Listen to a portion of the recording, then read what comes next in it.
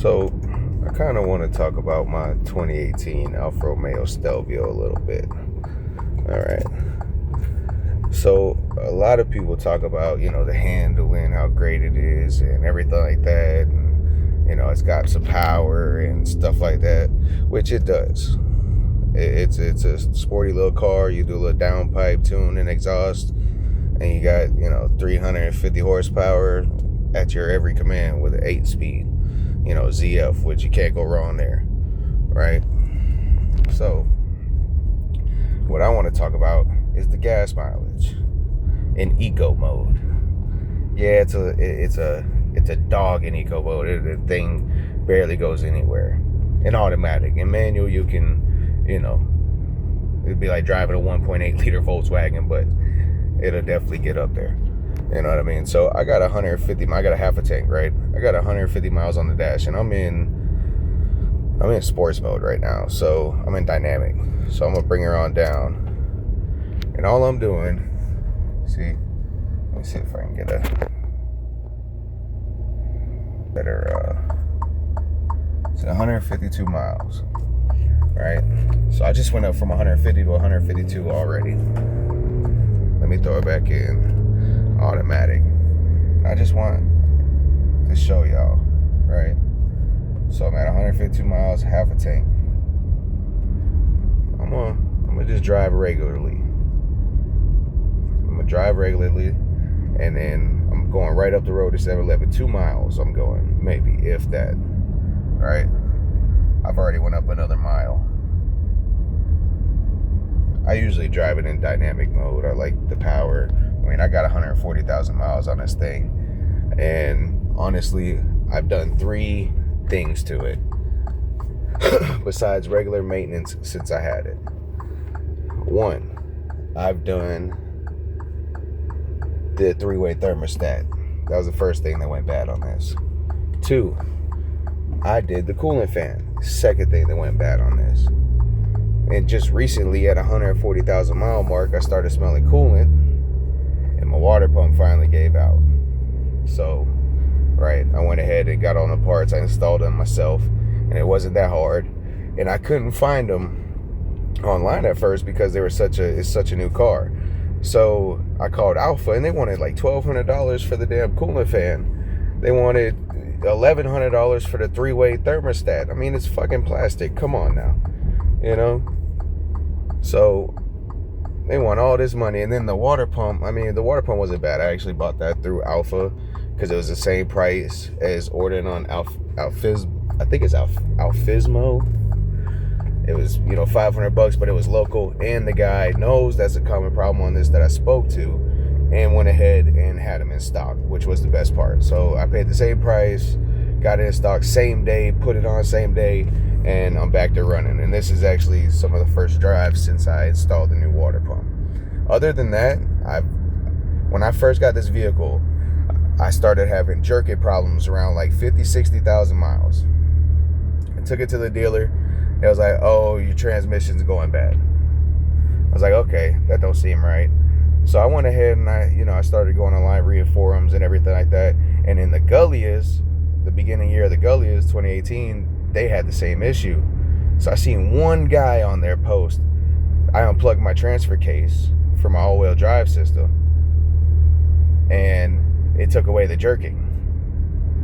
Right, so that's what I went ahead and did. I unplugged it. I had a whole bunch of lights on the dash, but I unplugged it, and the jerking went away.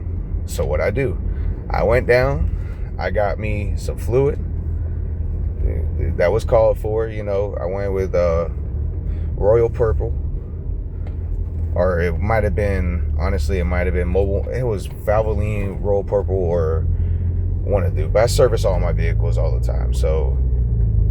But I went ahead and I got the transfer case fluid, went ahead, drained and filled. Dude, I plugged it back in, cleared the codes, went for a test drive. The jerking was immediately gone already. Okay, the dealer told me it was going to be, $5,000-$6,000. I'm sitting here like, boy, you crazy as hell. $5,000-$6,000. Nah, man, we ain't doing all that. Not no $5,000-$6,000. Right? So I did my own research because I am a mobile mobile technician, you know, KNC Automotive. So, boom. Got that all figured out. And man, let me tell you something. I beat the living dog crap out of this. Any Honda, Scat Pack, 0 to 100 in this thing with just the, even 130, 140. I've been up to, you know, 155, 158 in Mexico, but, you know, but this thing has been a solid car, dude. Besides those problems, I have none of the electrical glitches. I keep a fresh battery in here, man. Every 2, 3 years, 4 years, I'll replace it with brand new AGM. And I haven't had one electrical glitch, man. The interior is still solid, nice, no rips, nothing's falling apart. The headliner's still in good condition. You know, you clean it up and it looks like it's 2026, right? But this is what I want to show everybody. Now, I've only been like a mile up the road, right? And look at the miles still empty. 166. I've already gained 16 miles in eco mode, still at a half a tank. I've been talking this whole time. I haven't left or anything like that. I've gained 16 miles. Look, it just went up again. 168 from 166. I'm telling you, man, I fill this thing up with 93 premium. And I can make it 520, 540 miles, right? Cruising 70 miles, 80 miles an hour on the highway, in town, whatever. And in eco mode, I get so much more out of it, dude. Like, with gas prices right now, that's what you have to look at. Like, yeah, hybrids are nice and everything, but they're limited to what people like to do with cars. You know, you want a sporty, nice car. You know, you want something that has a little oomph to it, it got a little bit of sound to it, that's different. You know, this is one of the ones that are different because, you know, the Italians, when they made this, they were thinking about, listen, let's do comfortability, let's do longevity, let's do durability. These engines, a lot of people don't talk about it, but these 2.0 turbos, they come factory with forged crank and forged connecting rods. You throw some forged pistons on this thing and upgrade the heads, and you got a little monster for 2-3 grand. It's already turboed. You switch to the hybrid that I've been looking at, and you know, with all tunable access and everything, and you can make 600 horsepower, have a fun daily driver. And I'm pretty sure even with that amount of power, you'll still have, you know, enough to go ahead and have fun and save gas, especially in eco mode. If you could tune it to where you could leave the eco mode on, I think that would be awesome, right?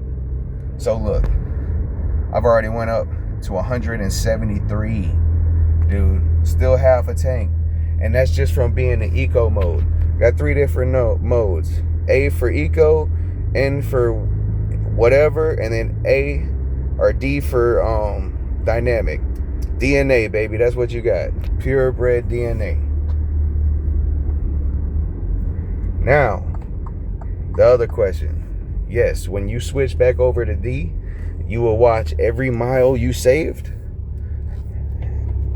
Every mile you saved, add right back down. That's what it's going to do. It's going to, if you're driving in D, it's going to go down. Not as fast as it was there before, but quickly, you know. But eco mode, shit, 520 miles to the gallon.